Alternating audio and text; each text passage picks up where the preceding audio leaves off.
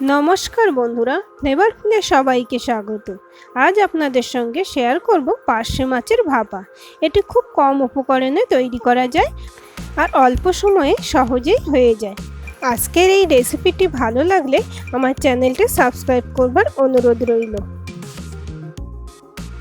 এই ভাপা রেসিপির জন্য আমি 7 পিস পার্শে মাছ নিয়েছি। এবার এতে দিচ্ছি নুন,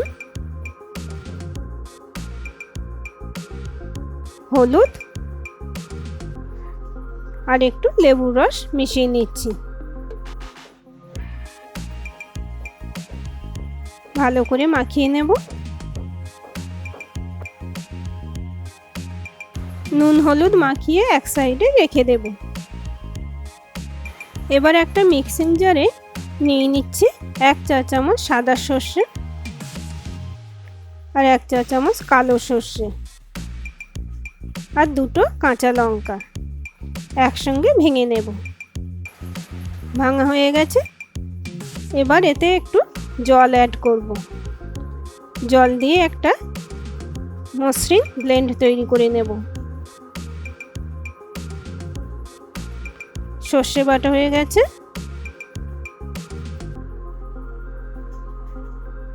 এবার একটা মশলা পেস্ট বানিয়ে নিচ্ছি। 1 চামচ জিরে গুঁড়ো আর অল্প হলুদ গুঁড়ো আর স্বাদ মতো লবণ দিয়ে ভালো করে মিশিয়ে একটা মশলা মিশ্রণ তৈরি করে রাখবো।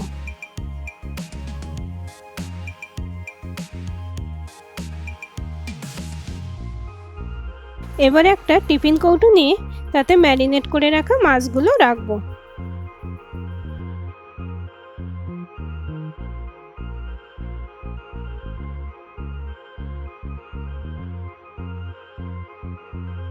এবার ওপর থেকে সর্ষে বাটার মিশ্রণটা দিয়ে দেব।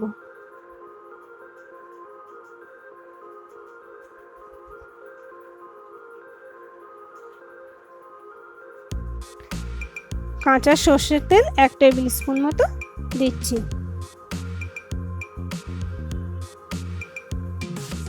এবার একটু জল দিচ্ছি। যেমন গ্রেভি রাখবো সেই অনুযায়ী জল দিতে হবে। এবার মাছের সঙ্গে ভালো করে মিশিয়ে নিচ্ছি।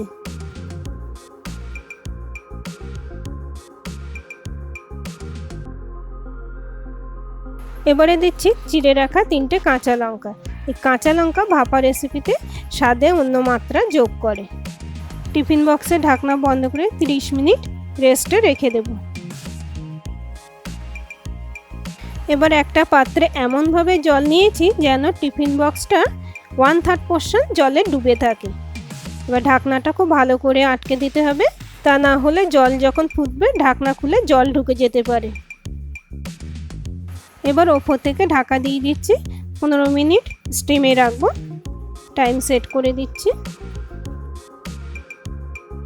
15 মিনিট টাইম হয়ে গেছে। ইন্ডাকশনের সুইচ অফ করে দিয়েছি। এখন দেখি কি অবস্থা। গরম আছে, যতক্ষণ পর্যন্ত না ঠান্ডা হবে এইভাবে ঢাকা দিয়ে রেখে দেবো। এখন হাত দিয়ে খোলার মতন টিফিন বক্সটা ঠান্ডা হয়ে এসছে। এই দেখুন, এই রকম হয়েছে পার্শে মাছের ভাপা। ওপর থেকে কয়েকটা কাঁচা লঙ্কা কুচি ছড়িয়ে দিচ্ছি।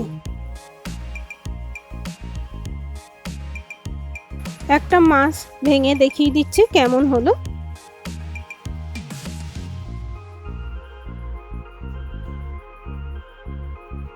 দেখুন, সহজেই ভেঙে আসছে, খুব ভালো সিদ্ধ হয়েছে।